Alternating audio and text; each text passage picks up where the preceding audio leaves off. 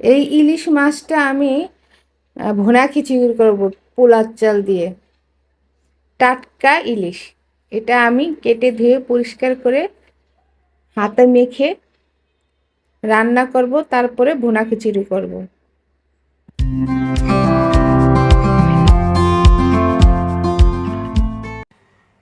আমি এখন ইলিশ মাছটা মেখে রান্না করব।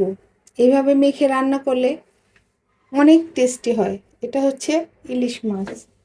আর আমার রান্না করতে লাগছে পেঁয়াজ, কাঁচামরিচ, আদা রসুনের পেস্ট, হলুদ, মরিচ গুঁড়া।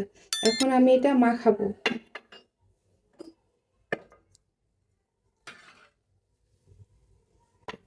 পেস্টে দিয়ে দেবো, মরিচটাও দিয়ে দেবো।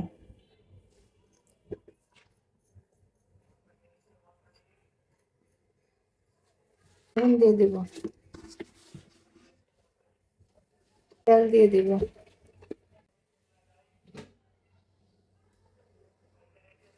এখন মেখে নেব। এভাবে যদি আমি মাছটা মেখে হালকা একটু পানি দিয়ে রান্না করি, ভাত দিয়ে খেতে অসম্ভব মজা। আর আমি এটা রান্না করব ভুনা খিচুড়ি দিয়ে। এইভাবে একটু রান্না করে পরে ভুনা খিচুড়িতে আমি এটা মিক্স করে দেব। হয়ে গেছে আমার মাখানো, ঠিক আছে? এখন আমি একটু পানি দিয়ে দেবো।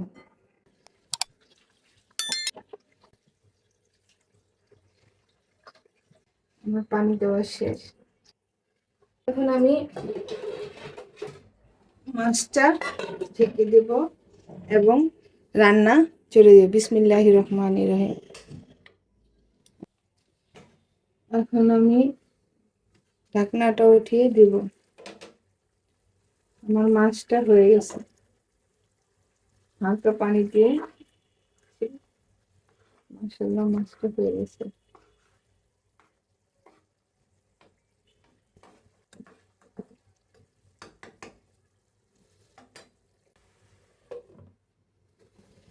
আমি এখন ভুনা খিচুড়ি রান্না করব। আর আমার ভুনা খিচুড়ি রান্না করতে লাগতেছে, এখানে 1 কেজি পোলার চাল আছে, আমি ধুয়ে পরিষ্কার করে ঝরঝর করে নিয়েছি, পানি শুকিয়ে নিয়েছি। আর এখানে মসুরি ডাল আছে, আমি ধুয়ে নিয়েছি।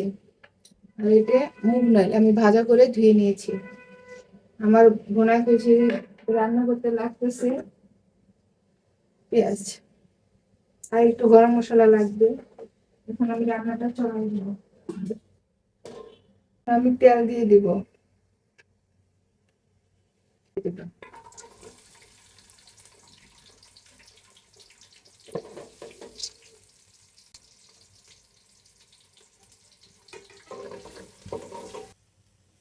এখন আমি ডালটা দিয়ে দিব।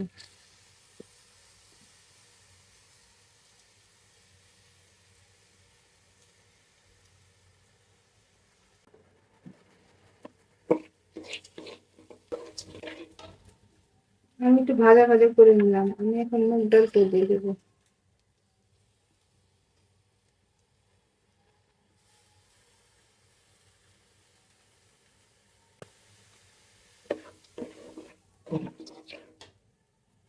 এখন আমি পানি দিয়ে দেবো। 1 কেজি চালের মধ্যে আমি 5 মগ পানি দিব। এরকম গরম পানি দিব। 2, 3, 4, এই 5। এই 5 মগ পানিতে আমার পুরো ডাল সহ চালটা ফুটে যাবে।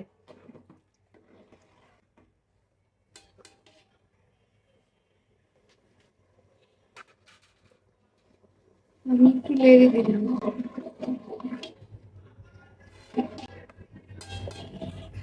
আসতেছে, এখন একটু ঢেকে দিব।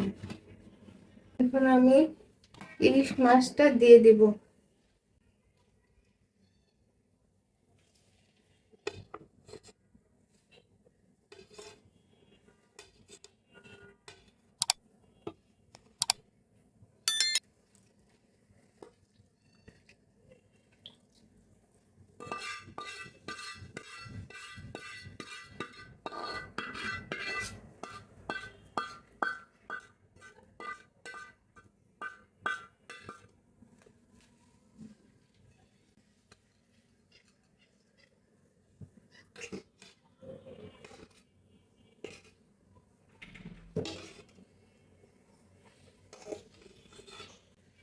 আমার খিচুড়িটা 1 কেজি চাল আর 2 পদের ডাল মিলিয়ে 1 কেজি চাল 5 পট পানি লাগছে। আমার খিচুড়িটা হয়ে গেছে, ভুনা খিচুড়ি, ইলিশ মাছ দিয়ে ভুনা খিচুড়ি। আমার রান্নাটা শেষ, আমি চুলাটা বন্ধ করে দিলাম। হয়ে গেছে আমার ভুনা খিচুড়ি ইলিশ মাছ দিয়ে। সহজ ইজিভাবে আমি এটা তৈরি করেছি সামান্য কিছু উপকরণ দিয়ে। এভাবে যদি আপনারা একবার বানিয়ে খান, অনেক অনেক মজা। ট্রাই করে দেখবেন। আল্লাহ হাফেজ।